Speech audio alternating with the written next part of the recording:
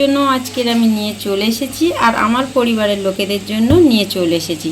তো দেখো, এই যে আমি বড় বড় চিংড়ি মাছ নিয়ে চলে এসেছি। তো এটাকেই আজকের আমি ভর্তা বানিয়ে দেখাবো। আর কি দিয়ে ভর্তা বানাবো জানো বন্ধুরা? তো তোমরা দেখলে না একদম খুশি হয়ে যাবে। তো দেখো, এখানে নিয়ে এসেছি লাউ শাক। তো আজকে লাউ শাক আর চিংড়ি মাছের ভর্তা বানাবো। তো লাউ শাক আর চিংড়ি মাছ দিয়ে এত সুন্দর একটা ভর্তা তোমাদের দেখাবো যে তোমরা দেখেই আর লোভ সামলাতে পারবে না। তো দেখো, এরকম ছোট ছোট লাউ পাতা নিয়ে আমি চলে এসেছি আর এটাকেই আজকের ভর্তা বানাবো। তো ভালো করে ধুয়ে পরিষ্কার করে নিয়ে এসেছি।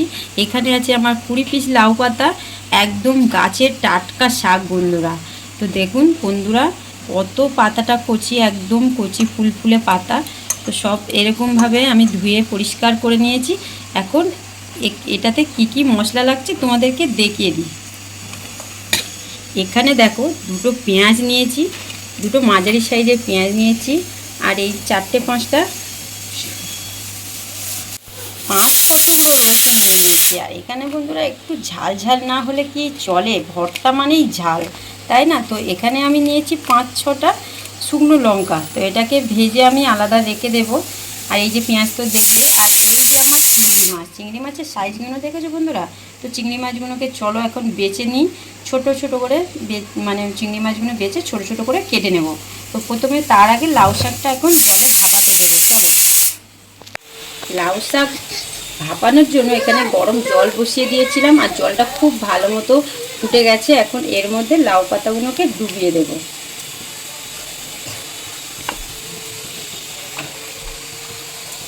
এটাকে একটু ঢাকা দিয়ে দেবো বন্ধুরা। তো এটা খুব ভালো মতো একটু যখন সেদ্ধ হয়ে আসবে তারপর একটু উল্টে দেবো। তো এই যে এখন ঢাকা দিয়ে দিলাম। চলে এসেছি এখন 2 মিনিট পর। তো দেখো, 2 মিনিট পর আমাদের লাউ পাতাটাকে কেমন সুন্দর ভেপে গেছে। এবার এই পর্যায়ে একটু উল্টে দেবো। তো একটু উল্টে আমরা আবারও 2 মিনিটের জন্য এটাকে ঢাকা দিয়ে দেবো বন্ধুরা। তো চলো আবারও ফিরে আসছি 2 মিনিট পর। তো লাউ পাতাটাকে ভাপিয়ে ঢাকা দিয়েছিলাম আমি 3 মিনিট ফোটানোর পর। এই যে গ্যাসের ফ্লেমটাকে অফ করে রেখেছিলাম। এখন দেখো লাউ পাতাটাকে সেদ্ধ হয়ে গেছে, ঠিক আছে। তো চলো এগুলো জল থেকে তুলে সোজা বাটতে নিয়ে চলে যাবো। লাউ পাতাকে খুব ভালো মতো ঠান্ডা হয়ে গেছে। এখন এটাকে আমি শিলে বেটে নেব।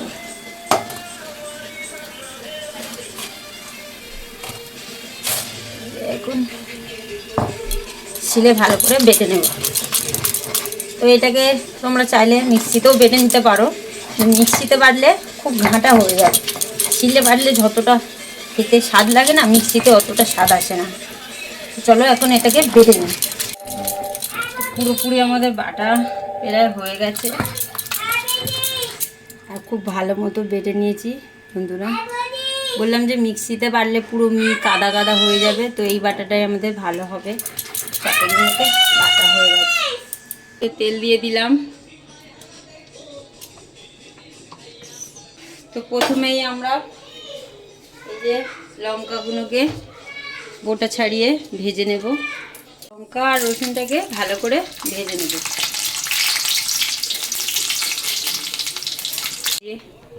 লঙ্কা আর রসুনটাকে ভেজে তুলে নিয়েছি। এবারে এর মধ্যে দিয়ে দেব আমি পেঁয়াজ।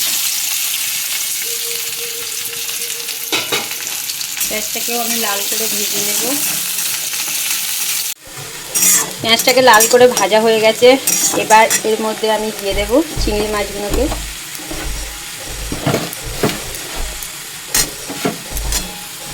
গ্যাসটাকে একটু কমিয়ে রাখবো।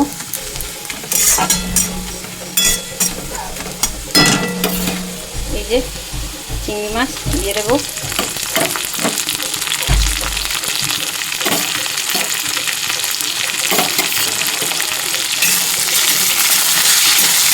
এর মধ্যে আর কিছুই দেবো না বন্ধুরা, যেহেতু এটা ভর্তা, এর মধ্যে কোনো মশলা আর দেবো না।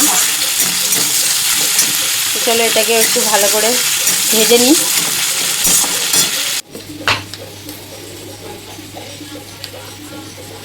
লঙ্কা রসুনটাকে আমি যে ভেজে সাইড করেছিলাম, এখন ওটাকে রেডি করে নেব।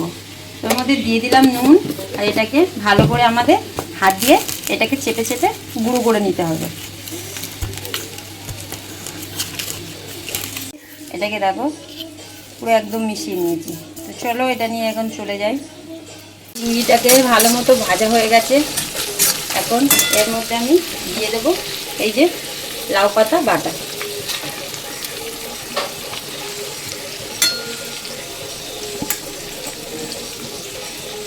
তার মধ্যে আমি দিয়ে দেবো এই যে এগুলোকে রেখেছিলাম, দিয়ে দিলাম। আগে থেকে কিছু নুন টুন কিছুই দেওয়া হয়নি, এই যে একসঙ্গে নুনটা দিয়ে দিলাম। এখন এটাকে ভালো করে কষিয়ে নেব।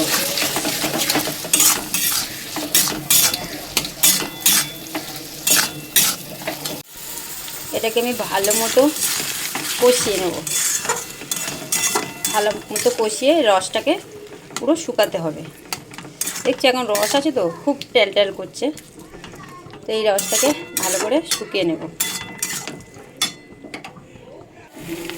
পুরো ভর্তাটাই দেখো সম্পূর্ণ রেডি। এরকম অনবরত নেড়ে নেড়ে পুরো একদম জল শুকিয়ে গেছে। দেখো এখন কতটা শুকিয়ে গেছে। তো চলো একটু দেখে নেব সব কিছু ঠিক আছে কি। একটু সামান্য একটু সবই ঠিক আছে বন্ধুরা, আর কিছুই লাগবে না। লাউ পাতা পুরোপুরি আমাদের কমপ্লিট। দেখো আমি এখন নামিয়ে নিয়েছি। দেখো কতটা লোভনীয় হয়েছে। এটা দেখতে যেমন সুন্দর বন্ধুরা, খেতে অসাধারণ। এইভাবে তোমরাও বাড়িতে বানিয়ে দেখতে পারো। তোমাদেরও যদি না খুব ভালো লেগেছে তো তোমরা আমাকে কমেন্টে জানিও। সত্যি লাউ পাতা রেসিপি তো অনেক রকমের হয়, তো এই রেসিপিটা একবার ট্রাই করে দেখো।